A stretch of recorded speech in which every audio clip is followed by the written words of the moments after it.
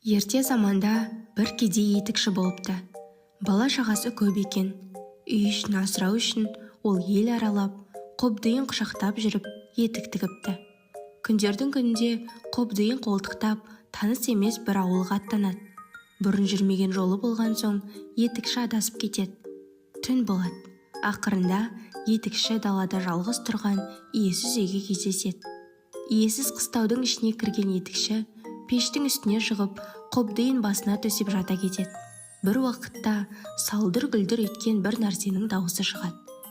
Етікші есікке қараса, маңдайында жарқыраған жалғыз көзі бар бір еңгезердей дәу кіріп келе жатыр екен. Пеш үстінде жатқан қандай адам деп сұрайды дәу. Етікші, бұл етікші деп жауап береді. Бізге керек шебер етікшімізсің дейді. Сонан соң дәу бұйырып, кәне, бері кел шебер, мына үйге кір. Егер ертеңге дейін бір керемет етік тіксең, жаның аман қалады. Ал орындамасаң, басыңды аламын дейді де, етікшіні ішке кіргізеді. Дәудің өзі есіктің алдына жатып ұйқыға кіріседі. Етікші ішінен, енді өмірім жойылды, өліп кетсем бала шағамды кім асырар екен деп үрейленеді. Амалы таусылған етікші таң атқанша отырып ғажайып етік тігеді. Етіктің сыртқы көрінісінің басқа етіктерден айырмашылығы бар. Ұшы тіп-тік сүйір, жоғары көтеріліп тұрады.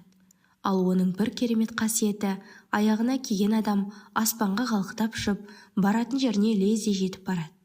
Бірақ ол дәудің оны оңай үйіне жібере қоймасын біліп, бәрібір дәудің қолынан өлмейін, одан гөрі бұл дәуді өзім өлтірейін деп өткір пышағын алады.